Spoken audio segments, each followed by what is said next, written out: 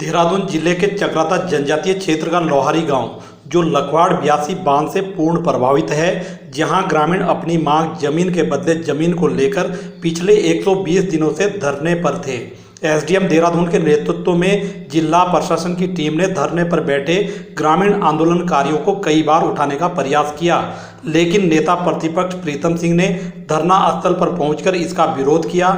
जिला प्रशासन धरना दे रहे ग्रामीणों को उठाने में कामयाब नहीं हो सका, लेकिन सरकार के दबाव में 2 अक्टूबर गांधी जयंती के अवसर पर रात्रि में जिला प्रशासन व पीएसी की टीमें परियोजना स्थल पर पहुंची और तड़के सुबह जबरन 17 आंदोलनकारियों को गिरफ्तार करके सुद्धवाला भेज दिया। आंदोलनकारियों में जिला प्रशासन व सरकार के प्रति काफ़ी रोष देखा गया और विशेषकर विकास नगर विधायक मुन्ना सिंह चौहान के प्रति। ग्रामीणों का कहना है कि विधायक द्वारा लोहारी के ग्रामीणों को 2018 में भ्रमित करने का काम किया गया। ग्रामीणों ने कहा कि लोकतंत्र के लिहाज से सरकार द्वारा वार्ता किए बिना शांतिपूर्ण धरने को बलपूर्वक समाप्त करने की कार्रवाई उचित नहीं है। 120 दिनों से धरना दे रहे ग्रामीणों से सरकार के किसी अधिकृत प्रतिनिधि और सक्षम अधिकारी द्वारा वार्ता नहीं की गई।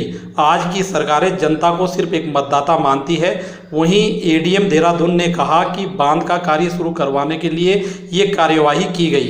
देखने वाली बात होगी कि ये आंदोलन समाप्त हो जाएगा या जारी रहेगा। हम तो यही कहेंगे कि सरकार शायद हम औरतों से और हमारे बच्चों से डर गई है। सुबह के समय जिस समय हम अपने पशुओं को चारा देने के लिए घर में सोए हुए रात को बच्चों को देखने के लिए हम आए, उस दौरान उन्होंने हमारे साथियों को 17 लोगों को वहां से उठा के ले गए। अगर उनमें दम था तो थोड़ा हमारा इंतजार करते, 1 घंटा उजाला होने देते। अंधेरे में यह सब करने का क्या तात्पर्य था उनका? क्या हम मातृशक्ति से इतना डर गए हैं वो लोग? और सरकार क्या चाह रही है कि हमारा कोई अस्तित्व नहीं है? उनसे खुद के मुख्यमंत्री तो संभलते नहीं है।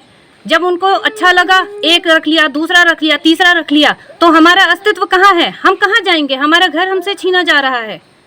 सरकार को हमारी मांगों को हर हाल में मानना होगा। आज वो हमारे 17 लोगों को ले गए हैं, कल हम औरतें भी आज होती हमारा इंतजार करते हैं। हमारे पशु भूखे प्यासे पूरा दिन भर, हमारे बच्चे रात भर अकेले सोते हैं।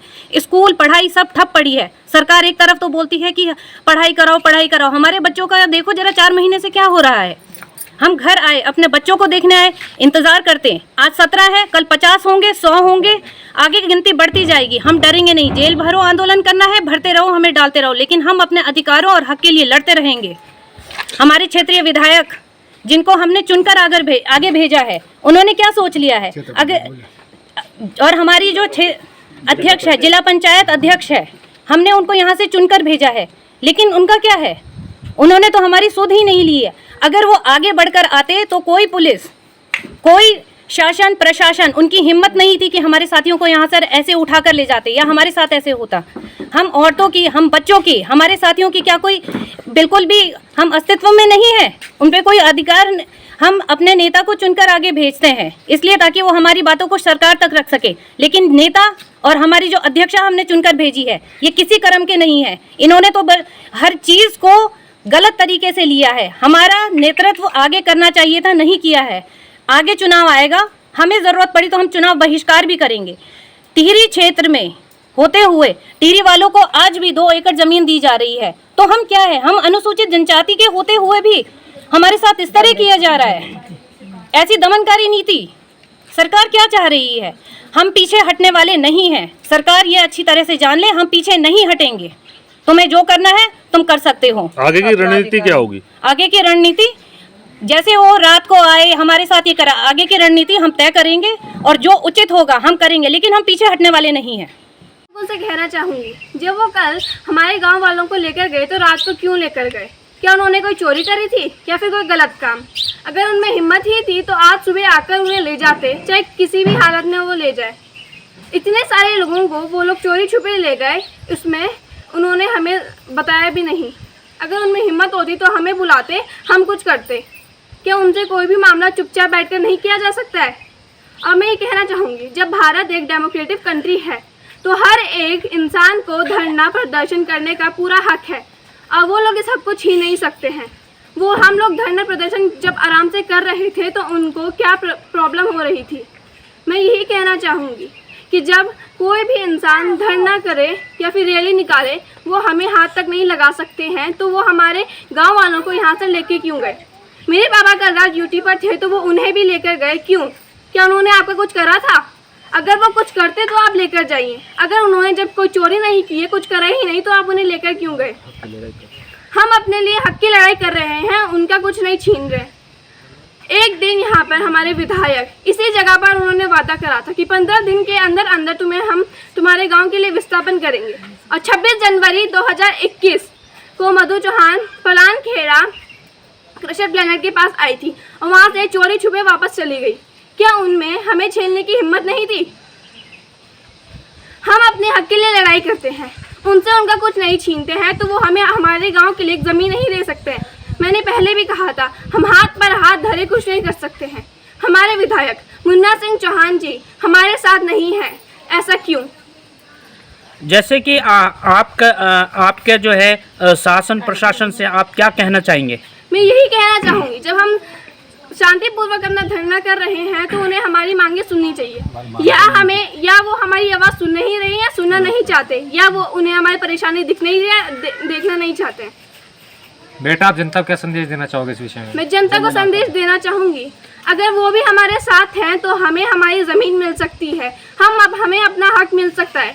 बड़ा दुख का विषय है कि हम 120 दिन से अपने धरना स्थल पर जुडो में अपने हक की लड़ाई बिल्कुल शांतिप्रिय ढंग से हम लड़ाई लड़ रहे थे, लेकिन विडम्बना इस बात की है कि जिन जनप्रतिनिधियों को हमने अपनी आवाज़ को बुलंद करने के लिए आगे पहुंचाया है, उन जनप्रतिनिधियों ने हमारे साथ इतना बड़ा विश्वासघात किया है। मैं नाम लेना चाहता हूं, माननीय विधायक विकास नगर मुन्ना सिंह चौहान, जिन लोगों के साथ हम बचपन से ही पले बड़े हैं, साथ में जब से हमने वोटर का देने का हमने वो किया है, तब से हम उन्हीं के साथ थे।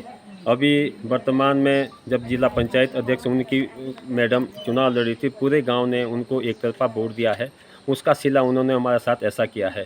क्यों चौहान जी, हमने जो रात दिन आपके साथ इतना तन मन धन से आपके साथ पूरा गांव आपके साथ लगा हुआ था, क्या यही दिन हम लोगों को गांव वालों को देखने के लिए मिल गया था कि जिस चीज़ का आपने हमसे ये आज ये दिन दिखलवाया?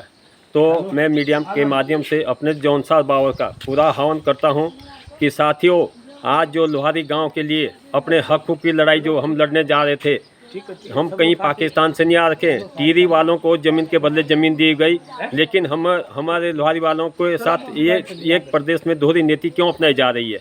ये बड़े दुख का विषय है। बड़ी विषय आज हमें रोना आ रहा है इस बात का कि आज हमारी माताएं बहनें पूरी धरना स्थल पर थी पूरे गांव में वहाँ पे, लेकिन सुबह के टाइम पे हमारे श्राद्ध हैं, कल पितरों का श्राद्ध था, तो इसलिए वो सुबह वहाँ से आ गई ऊपर कि चलो हमने घर की व्यवस्था भी करनी है। लेकिन हम तो 4 मासूम महाराज से भी प्रार्थना करते हैं, हे न्याय के देवता आप ही हो, यदि हम लोगों ने गलत किया होगा तो हम भुगत रहे हैं उसको, और जो हमारे साथ गलत करा है उसके लिए देवता आप ही देखना। ठीक है जी, हम आपके पीड़ा को समझ सकते हैं, जैसे कि अब आपके साथियों को उठाए हैं, क्योंकि आपके जो आंदोलन को दमन करने का जो है प्रयास किया जा रहा है, आगे आप लोगों का क्या स्टैंड होना है? देखो, हमारा स्टैंड ये होना है, अब हम तो सरकार से भी ये कहना चाहते हैं, हमारे पास गाय भी है, बकरी भी है, भैंस भी है। हम एडीएम साहब जो हमारे पास आए थे, जिन्होंने धरना स्थल से हमारे धरना को उठाया है, हम उनके ऑफिस वहाँ देहरादून ले जाके सारे पशुओं सहित हम वहीं पे जाएंगे, क्योंकि जब हमें ज़मीन नहीं मिलेगी हम कहाँ रहेंगे।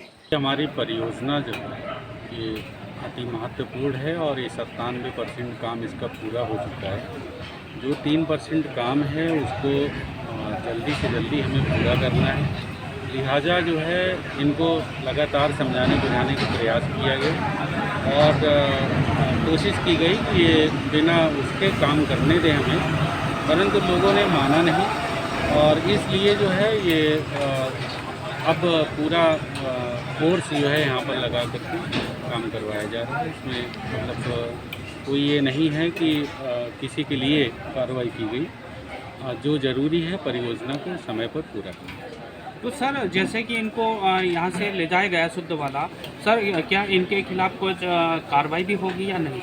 जो नियमानुसार कार्रवाई बनती है, चूँकि माननीय न्यायालय का भी आदेश है कि 2018 में ही आदेश हुआ कि जो है 500 मीटर की परिधि में बिल्कुल जो है कोई हस्तक्षेप नहीं होगा। जो यूजेबीएनएल का डैम बनाने का कार्य है, यदि उसमें हस्तक्षेप होता है तो एक माननीय न्यायालय की अवमानना भी होगी। और चूँकि ये लोग लगातार इस कार्रवाई कर रहे हैं तो पूरा एफआईआर दर्ज हो गया है और इनके खिलाफ कार्रवाई की जाएगी। सर इनके खिलाफ क्या कार्रवाई होगी? जो नियमानुसार होगा। सर इनके विस्थापन का भी बात कही जा रही थी, तो क्या जैसे अब इनको उठा दिया गया तो विस्थापन के लिए क्या आगे कदम उठाएंगे? जो अभी इनका सभी मैंने पहले भी कहा है, जो जिस प्रकार से पैकेज जो इनका पहले से तय है वो इनको दिया जाएगा। सर जैसे इनकी मांग थी ज़मीन के बदले ज़मीन, तो इस पे भी कुछ विचार करेंगे आप? इस पर पूरा कैबिनेट ने बाकायदा विचार किया हुआ है। जो किया हुआ है वही रहेगा, उसमें कुछ